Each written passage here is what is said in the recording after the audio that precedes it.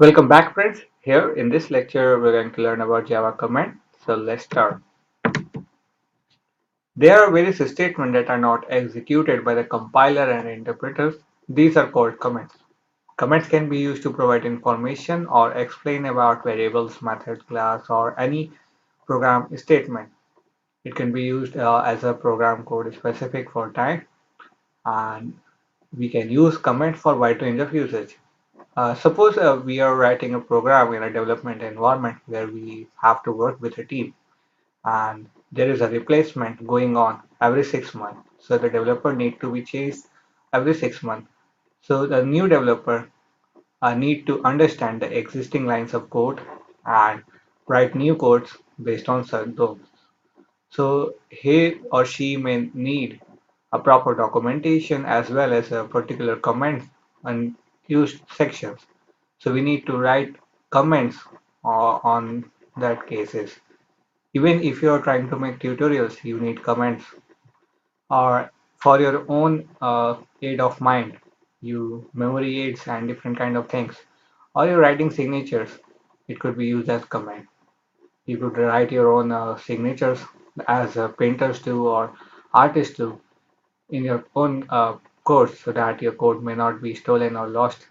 That's may the reason you may need to write comments. These are not executed by either the compiler or interpreter. It is just a key, just a string of words. There are generally three types of comments available in Java, so you can leverage your work from here. There is a single line comment, multi-line comment, and documentation comment. So let us understand each one of them in detail. The single line comment, you could add comment that is applicable only to a single line. So it may not exceed the limit of a single line. When you press enter or move to the next line, the scope of comment has been gone. So you have to first define the comment by to backslash. Just need to write that to backslash and write your comment. Here we have a variable int data equals to 1 and the next line is comment which is written after the slash, double slash. This is a single line comment. Similarly, we may have a multi-line comment which may have a scope ranging from different lines. So here we have the starting option and the closing option. The starting is denoted by a backslash and an asterisk symbol, star, and the end is an inverse of this thing, asterisk and a backslash. Here we can write multi-line comments.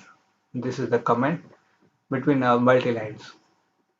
And then we have documentation comment, which is need to use to create documentation in the APIs.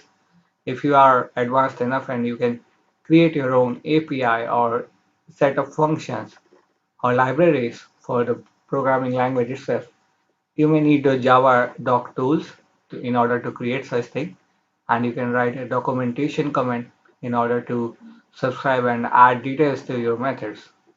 So it will be started from double asterisk and rest remains the same as multi-line command. So you can use any of the commands, be it single line, multi-line, or documentation command to empower your coding or empower your program. We are going to learn more. Till then, keep learning and keep moving ahead.